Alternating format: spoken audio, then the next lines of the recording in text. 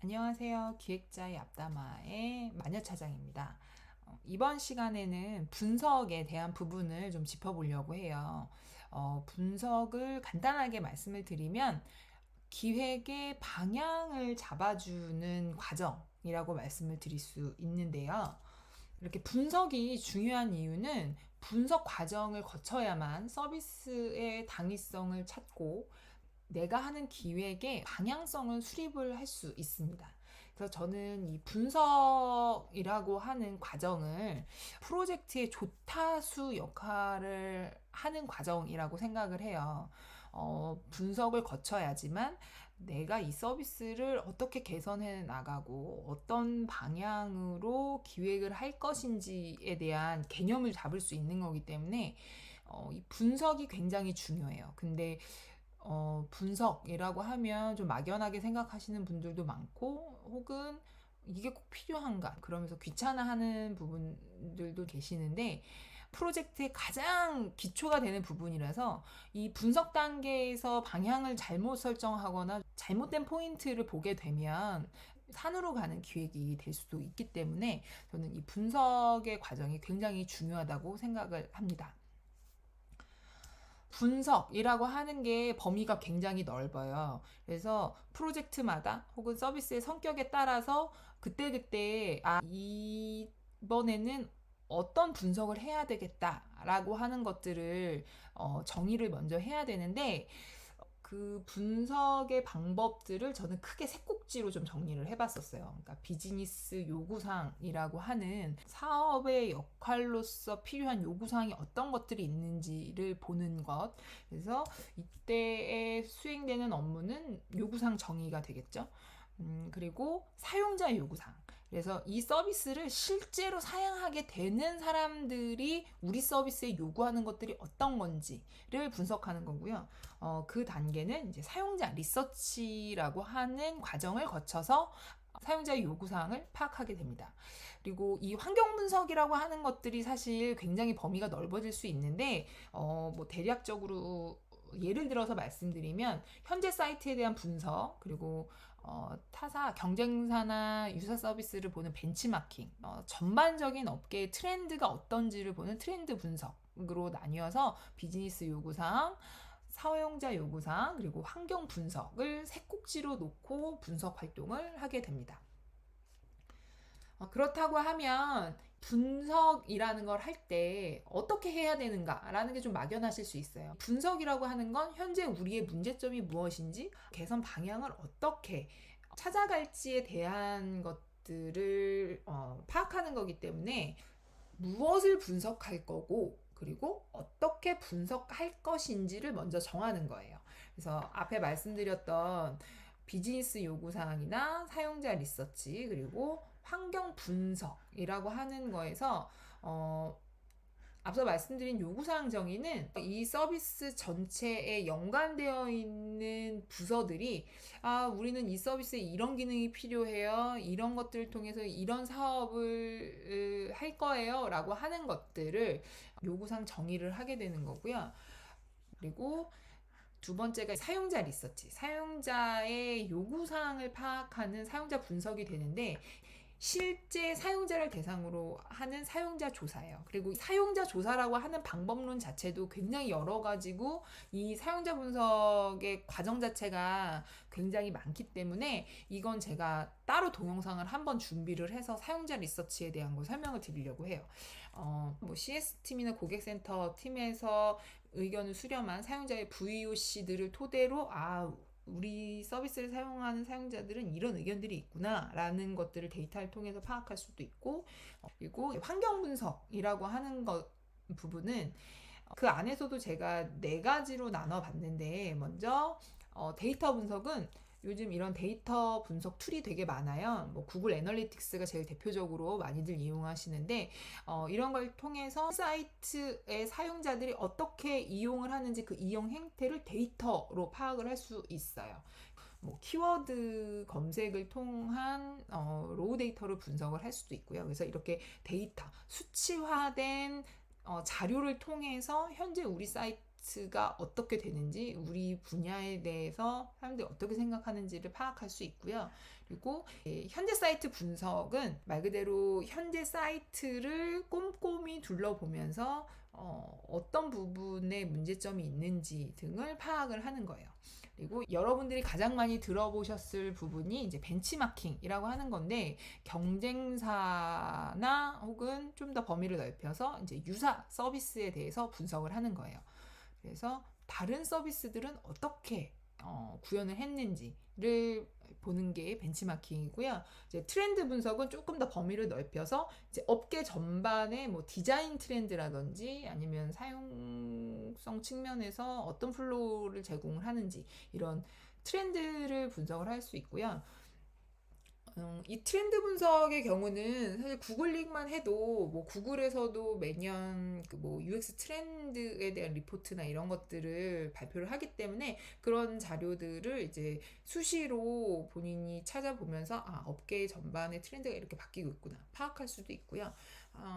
혹은 IT 전반에 대한 메가 트렌드, 예를 들자면 인공지능 AI로 그런 기능들이 굉장히 많이 적용이 되고 있고, 그걸 구현을 하기 위해서 어떻게 하고 있는지, 사용자들이 그런 걸 얼마나 많이 활용하고 사용자들의 긍정적인 영향을 미치는지, 이런 IT 자체에서 적용이 되는 새로운 기술들이 굉장히 많거든요. 요즘 같은 경우는 NFT 를 어떤 식으로 활용을 해서 적용을 시키는지, 이런 것들을 지속적으로 공부하는, 그래서 트렌드 분석은 미리미리 계속 수시로 공부를 해야 되는 부분들이에요. 앞에 5가지는 그 시점에 맞춰서 분석 기간을 따로 정해두고 점검을 해야 되는 부분이라고 하면, 트렌드 분석은 지속적으로 공부를 해야 되는 분야라고 생각을 하시면 됩니다. 이 방법 중에서 요구사항정의랑 현사이트 분석, 그리고 벤치마킹, 이렇게 3가지는 조금만 더 설명을 드릴게요. 왜냐면 재직하는 회사나 서비스의 조직 구성에 따라서 분석하는 범위들은 다양하게 활용이 되겠지만, 주로 사용되는 부분들이 이 3가지에 대한 내용이기 때문에 알아두시면 좋을 것 같아서 간단하게 정리를 해봤습니다. 먼저 요구사항을 정의한다라고 하는 건 이 서비스 실무적으로 업무를 하는 사람들을 대상으로 요구사항을 수집한다고 생각을 하시면 돼요. 이런 분들을 이해관계자라고 하는데, 먼저 요구사항 정의를 위해서는 요구사항 인터뷰 계획을 수립을 하게 됩니다. 이해관계자에 대한 범위를 먼저 정의를 하게 되고요. 그리고 각 부서별로, 담당자별로 인터뷰에 대한 일정을 계획을 합니다. 그리고 인터뷰를 하기 위해 질문지가 필요하잖아요. 그래서 사진 질의서를 작성을 해야 되는데, 프로젝트 구축 팀이 있다면 각 파트별로 질의서를 먼저 받아서 만들어낼 수 있습니다. 그래서 먼저 질의서를 각 부서에 전달을 해서 미리 어떤 의견들을 주실지를 생각하고 회의에 참석할 수 있도록 이런 준비를 하는 게 필요하고요. 그리고 이렇게 이해관계자들과의 미팅을 진행을 했다면 이제 요구사항 정의서라고 하는 문서를 작성을 하게 됩니다. 요구사항 정의서를 되게 어렵게 생각하시는 분들이 많은데, 요구사항 정의서라고 하는 건 각 부서별로 어떤 요구를 했는지를 그냥 정의를 하는 거예요. 요구를 했지만 그게 가능한지 아니면 우선순위를 상위로 올려야 되는지들을 정리할 수 있는 문서라고 생각을 하시면 돼요. 요구사항 정의서가 이름만 들었을 땐 거창해 보이고 어떻게 작성해야 되는지 난감해 하시는 경우가 있는데, 전혀 어렵게 생각하실 부분이 아닙니다.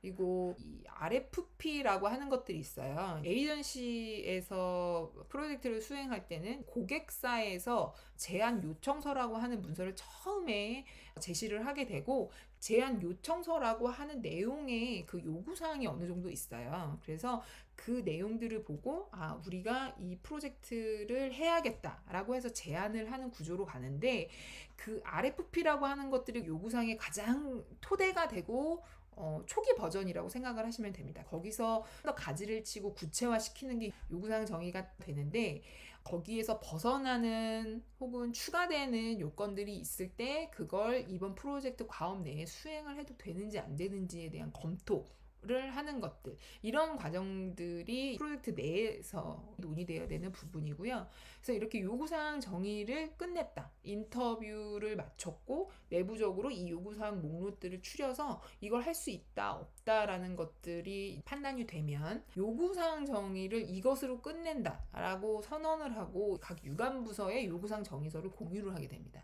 이번 과업 내에서는 이런 기능들로 이 내용을 적용을 해서 프로젝트를 수행하겠다라고 하는 것들을 공유를 하게 되는 거고요. 요구사항 정의서를 바탕으로 요구사항 추적표라고 하는 가이드라인이 나오게 됩니다. 요구사항 추적표도 거창한 게 아니라 요구사항들이 화면 설계서 혹은 디자인 화면 혹은 개발 화면에 제대로 적용이 돼서 요구사항이 반영이 됐는지를 체크할 수 있는 리스트라고 생각을 하시면 이해하실 때 더 쉬우실 것 같아요.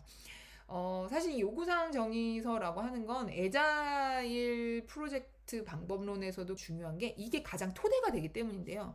요구사항 정의를 목록을 정리를 해서 우선순위를 정하고 이번 스프린트에서는 어디까지만 돌릴 것인지, 그래서 한번 간단하게 적용하고 검토하고 또 그 중에서 그 요구사항이 추가되거나 미진한 부분들을 보완하고 이런 식으로 진행이 되는 거고요. 폭포수 방법론에서는 더할 나위 없이 중요하죠. 왜냐하면 이 요구사항 정의서의 베이스라인이 끊기면 이제 거기서 더 이상 바꿀 수가 없습니다. 요구사항이 추가가 되면 그건 비용의 추가, 인력의 추가라는 얘기이기 때문에 이걸 베이스라인으로 끊고 승인을 거쳐서 다음 단계로 넘어가는 거기 때문에 프로젝트의 가장 기초가 되는 분석 단계라고 생각을 하시면 돼요.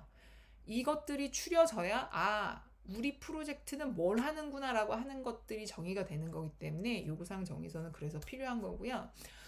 이건 요구사항 정의서 샘플이에요. 그래서 꼭 이 형태는 아니어도 이런 내용들이 들어가야 된다라고 하는 걸 이제 보여드리려고 가져왔습니다.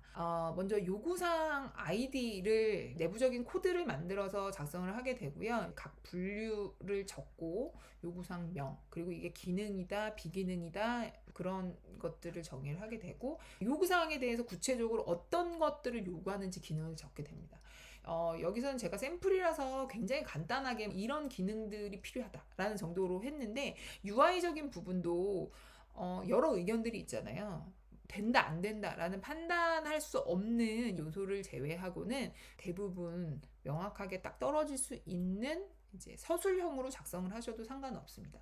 그리고 이 요구사항이 반영이 되기 위해서는 어떤 전제 조건이 적용이 되어야 되는지 필요할 수도 있기 때문에 그런 전제 조건이 필요한 경우에, 그리고 출처가 어디인지를 작성을 해주셔야 됩니다. 아까 말씀드렸던 제안 요청서인지 아니면 특정 부서의 회의에서 나온 내용인지 출처가 어디인지를 작성을 해주셔야 되고요. 그리고 수용 여부, 이걸 반영을 한다 안 한다, 그리고 만약에 수용하지 않는다고 했을 때 뭐 결정사항이라든지 이슈사항, 그리고 혹시 요구사항 관련자가 있다면 이 요구사항과 관련돼 있어서 다른 유관부서의 어떤 담당자와 이게 협의해야 되는 사항이 있다고 하면 그런 내용들을 쭉 적게 됩니다. 그래서 요구사항 하나하나가 이걸 반영할 수 있는가 없는가 정리를 해야 초안이 완성이 되게 됩니다. 다음은 현 사이트 분석에 대한 부분인데요. 사실 현 사이트 분석이라고 하는 건 정확하게 기준은 없어요.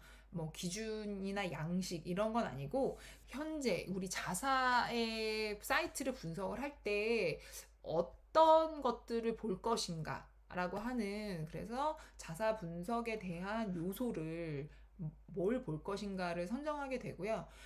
가장 중요한 건 우리 사이트의 현재 문제점이 뭐고 그 문제점을 해결하기 위한 해결 방안이 뭐가 있을까라는 생각으로 보셔야 돼요. 해결 불가능한 걸 계속 문제점이라고 도출을 할 수는 없기 때문에 문제점을 도출을 하고 그거에 대한 해결 방안이 뭘지를 생각하는 습관을 들이셔야 돼요. 이 현재 사이트 분석을 할 때 많이 사용되는 기준은 그 휴리스틱 분석이라고 해서 빨리빨리 직관적으로 본다라고 하는 건데, 이게 UX 분야에서는 사용성 평가 기법으로 사용이 되면서 제이콥 닐슨의 10대 사용성 리스트라고 하는 게 있거든요.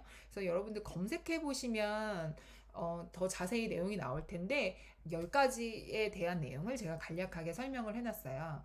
이건 사용성에 기반한 리스트이기 때문에 현재 사이트에 대한 문제점 중에서도 사용성 측면에서 문제점을 발견하고자 할 때는 이 사용성 리스트를 활용하시면 도움이 되실 것 같습니다. 다음은 벤치마킹인데요. 벤치마킹은 경쟁사를 보는 거기 때문에 흔하게 하시는 일이지만 막연하게 생각하시는 분들이 되게 많아요. 특히 주니어 기획자인 경우에는 위에 사수분들이 벤치마킹 해와 뭐 이런 과제 되게 많이 내주실 거예요. 근데 벤치마킹을 다른 경쟁사 사이트를 본다라는 것까지는 알겠지만 뭘 어떻게 봐야 되는지를 모르시는 분들이 굉장히 많거든요. 그래서 벤치마킹에 대해서 간단하게 설명을 드리자면 벤치마킹을 할 사이트를 먼저 정해야 됩니다. 유사 업종이 될 수도 있고요. 아니면 그 서비스의 기능이 비슷한, 뭐 예를 들자면 소카라는 서비스가 있잖아요. 이거는 공유 플랫폼의 개념이잖아요. 그러면 소카는 자동차지만 이런 것들을 사람들이 공유하면서 쓸 때 플로우가 어떻게 되는지를 파악할 수 있다라고 하는 관점에서는 그게 벤치마킹할 사이트가 될 수도 있는 거거든요. 이런 식으로 어떤 사이트를 벤치마킹 할 것인지를 정하게 되고요. 그래서 만약에 사수분이 벤치마킹을 해라 라고 하신 거라고 하면 2단계에서만 먼저 리스트를 추려서 말씀을 드려도 좋을 것 같습니다. 제가 이번 벤치마킹에서는 이런 사이트를 보려고 합니다. 이 사이트는 어떤 서비스고 어떤 기능이 있고 사용자가 어느 정도 되는 서비스이기 때문에 벤치마킹할 사이트로 선정을 했습니다. 라고 먼저 확인을 해보셔도 전혀 딴 방향, 딴 사이트를 선정해서 그걸 몇 날 며칠 벤치마킹 한 거보다는 일을 더 효율적으로 할 수 있기 때문에 그렇게 사이트를 먼저 선정을 하시면 좋을 것 같고요. 그리고 사이트를 본다고 할 때 너무 막연하잖아요. 그렇다면 사이트 벤치마킹을 할 때 어떤 요소로 볼 것인가? 디자인적인 요소, 혹은 메인 UI의 구성이 어떻게 되는지, 그리고 어떤 컨텐츠가 담겨져 있는지, 마케팅 영역은 어디에 배치해서 어떻게 마케팅으로 활용을 하는지, 플로우는 어떤 식으로 단계를 거치는지 이런 것들을 정하시는 거예요. 그래서 벤치마킹한 사이트를 5개를 정했다라고 하면 그 5개의 사이트를 동일한 요소로 보는 거죠. 그래서 A라는 사이트는 디자인은 어떻고 콘텐츠는 어떤 식으로 되어 있고 플로우가 어떻게 되어 있다라고 하는 걸 동일한 요소로 정리를 하면 누가 봐도 이 사이트는 이렇게 되어 있구나 라고 파악을 할 수 있겠죠. 그렇게 benchmarking을 한 걸 결과를 정리를 하는데, 벤치마킹 한 화면들을 쭉 캡처해서 워딩 하나 없이 벤치마킹 했습니다 라고 끝내는 게 아니라 본인이 생각한 인사이트를 어느 정도 정리를 해야 되겠죠. A, B, C, D가 있으면 A는 어떤 게 강점이었고 B는 어떤 부분은 부족했지만 어떤 부분이 잘 돼 있었고, 이런 것들을 어느 정도 정리해서 결국은 벤치마킹을 하면서, 그래서 우리 사이트가 이 벤치마킹한 사이트들의 장점을 어떻게 적용시켜서 녹아낼지에 대한 결론을 찾기 위해서 벤치마킹 활동을 하는 거잖아요. 그러니까 그런 생각으로 계속 보셔야 되는 거예요. 여러 경쟁사의 5군데에서 메인 UI 구성은 다 유사하더라. 그러면 우리도 요 정도는 따라가야 되지만 어떤 특징은 있어야 되겠다라고 하는 식으로 정리를 할 수도 있는 거고요. 알아두셔야 되는 부분 중에 하나가 꼭 동종업계만 벤치마킹의 대상은 아니에요. 아까 소카를 예를 들어서 말씀드렸다시피 그 서비스가 가져가고자 하는 주요 목적 혹은 주요 플로우, 그리고 UI의 특징이 벤치마킹의 대상이 될 수가 있습니다. 그래서 특히 특징적인 UI의 경우는 핀터레스트 같은 걸 활용하시면 좋아요. 특정 UI의 형태를 핀터레스트에서 검색을 하시면 그와 유사한 딱 그 컷에 해당하는 이미지들만 많이 보여지기 때문에 핀터레스트를 활용하시는 것도 좋고요.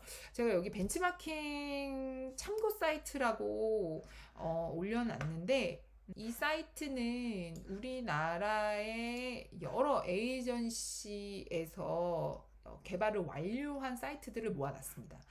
웹이나 모바일, 그리고 특정 에이전시에서 개발한 대로 소팅을 해서 볼 수 있기 때문에 어떤 식으로 벤치마킹을 해야 되는지 너무 가늠하기 힘드시면 이 사이트를 참고하셔도 좋을 것 같습니다. 네, 그럼 오늘 동영상은 여기까지만 하고요. 다음번에는 이제 기획자들이 업무에서 가장 많은 분야를 차지하는 설계 부분에 대한 동영상을 준비해 보도록 하겠습니다. 감사합니다.